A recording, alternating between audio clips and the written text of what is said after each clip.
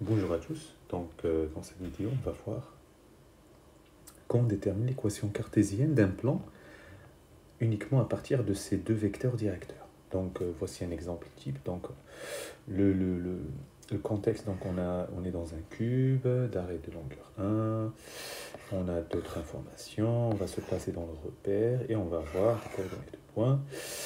Une des questions, c'est déterminer une équation cartésienne du plan AFH. Alors, alors visuellement, donc on a le plan AFH, donc voilà, dirigé par AF et peut-être AH là, H ou HF ou comme vous voulez, donc deux vecteurs non collinéaires. Et donc voilà l'idée, donc pour déterminer l'équation cartésienne du plan, donc il faut chercher un vecteur normal, donc qui est orthogonal aux deux vecteurs.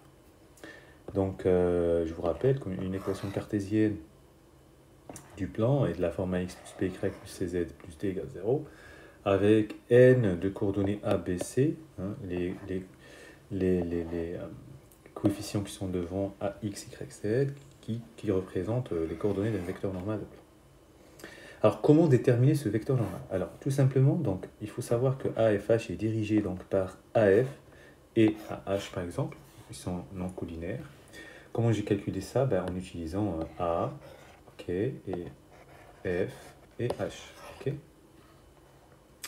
Et donc, on sait que par définition, donc n, le vecteur normal au plan, est vérifié. M produit scalaire avec AF égale 0, produit scalaire de n avec AH égale 0. D'accord? Bon, on va expliquer ce que ça veut dire ça. Donc, on va faire le produit scalaire. Donc, n scalaire AF, donc A fois 0 plus B fois 1 plus C fois 1 égale 0. Et puis n avec AH, donc A fois moins 1, donc le deuxième vecteur, plus B fois 0 plus C fois 1 égale 0. La première, ça donne B plus C égale 0. La deuxième, ça donne moins A plus C égale 0. Donc la première, c'est B égale moins C. La deuxième, A égale C. Donc ce qu'on a obtenu, donc au départ, on avait N, le vecteur de coordonnées ABC. Là, on a B, donc B qui s'exprime en fonction de C, c'est moins C, on l'a remplacé. Et A, c'est égal à C. Et donc, en fait, le vecteur normal N, il est en fonction de C. Donc C moins C, C avec C dans R. Donc là, en fait, on a une infinité de vecteurs. Nous, on a besoin d'un seul.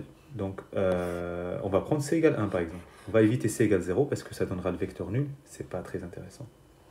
Vous pouvez prendre C égale 1, C égale moins 1, C égale 2, comme vous voulez. Voilà, j'ai pris C égale 1 et on a ce vecteur normal. Bon, on va remplacer. Donc ça, c'est A, ça, c'est B, ça, c'est C. Donc 1x moins 1y plus 1z plus D. Donc ça fait x moins y plus z plus D égale 0. Il reste le D à déterminer. On va prendre un point qui appartient au plan AFH, A par exemple. Hein, c'est une lettre du plan.